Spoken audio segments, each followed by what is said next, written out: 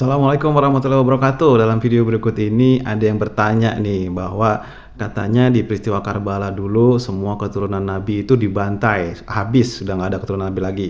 Terus Habib-Habib yang ada sekarang itu berarti keturunan siapa? Ada yang bertanya gitu. Yuk kita lihat.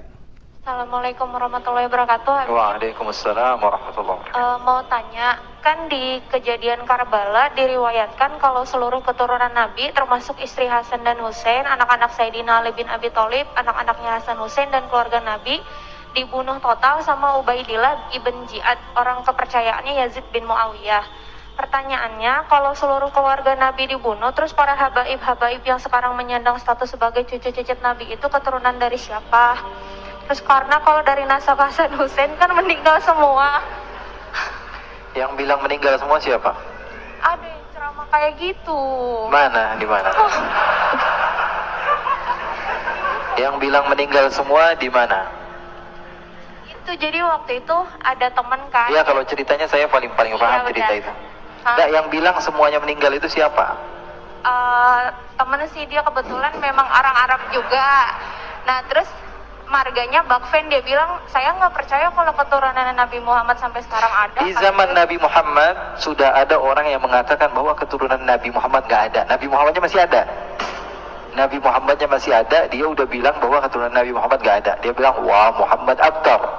Muhammad nggak bakalan punya keturunan. Faham? Lalu Allah Subhanahu wa taala murka kepada orang tersebut. Namanya Al-As bin Wa'il As-Sahmi. Lalu Allah katakan inna syani'aka huwal, yang bilang kamu nggak punya keturunan, dia nggak bakalan punya keturunan. Bilangin sama teman kamu, itu dalil Al-Quran.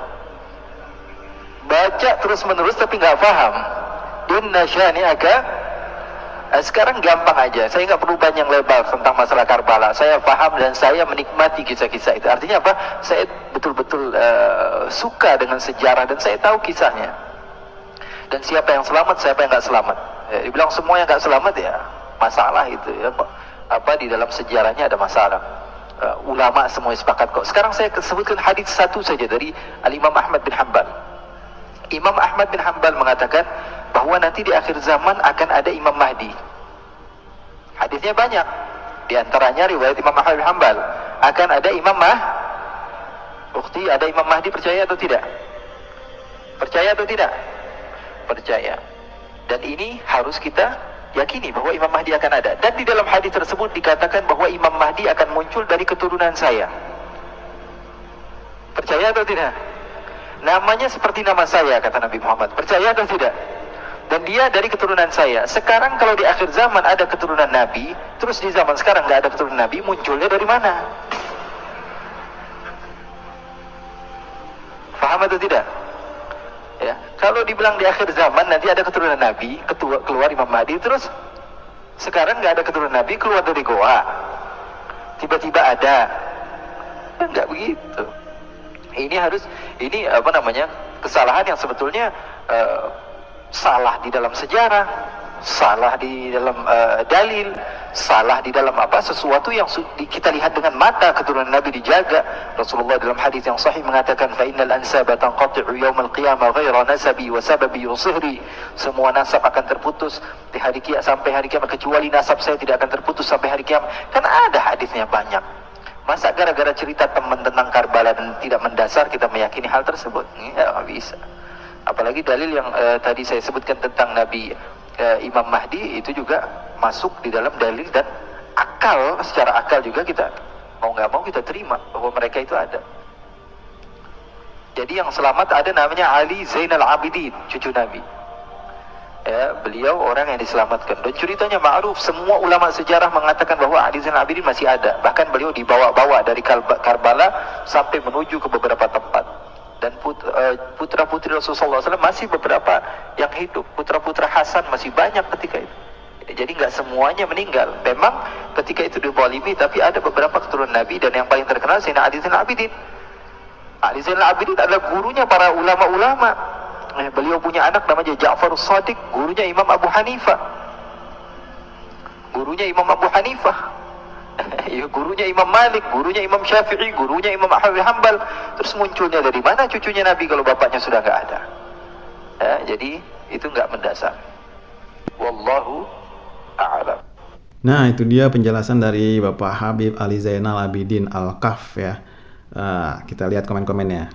Terus Imam Mahdi gimana Syekh? Bukannya beliau keturunan langsung baginda Rasulullah yang secara keseluruhan mirip sama Rasulullah kecuali akhlaknya? Ya itu yang tadi dijawab ya, sesuai dengan hadis yang disebutkan tadi. Dari jalur Hasan banyak di Mekah, Madinah, Yordania. Nah, Habib itu ngaku-ngakunya jalur Husain. Keturunan Rasulullah memang ada, tapi tidak dengan Habib Sufi. Ya, keturunan Nabi pasti ada dong, tapi yang ngaku-ngaku keturunan Nabi juga banyak dong. Imam Mahdi menurut Imam Ibnu Katsir dari Hasan, bukan dari Husain. Habaib di Indonesia banyak mengaku dari Husain. Nah, saya aja nggak semua Habib percaya, dan cuma satu yang saya percaya keturunan Nabi, yaitu Al-Mahdi. Kalau kemarin pas berkunjung ke museum sejarah Nabi Muhammad SAW di Madinah, penyampaiannya untuk keturunan Nabi dengan nasab pria tidak ada, yang ada dari keturunan Fatimah dan keluarga ataupun paman-paman Nabi. Kajian mengenai para habaib hari ini di Indonesia oleh Jabatan yang mengkaji nasab keturunan di Timur Tengah dan Jazirah Arab yang lainnya telah mendapati mereka bukan keturunan Nabi SAW. Tapi sebaliknya, karena itu kita mendapati tidak ada ulama-ulama yang masyhur pada zaman ini yang mengangkat mereka sebagai keturunan Nabi Muhammad SAW. Dalam kamus Arab juga perkataan Habib tidak merujuk pada masuk keturunan Nabi Muhammad SAW. Sebaliknya perkataan yang direka. Nah, itu dia tadi penjelasan dari Bapak Habib Ali Zainal Abidin Al-Kaf, dan juga ada yang komen-komen tadi tuh.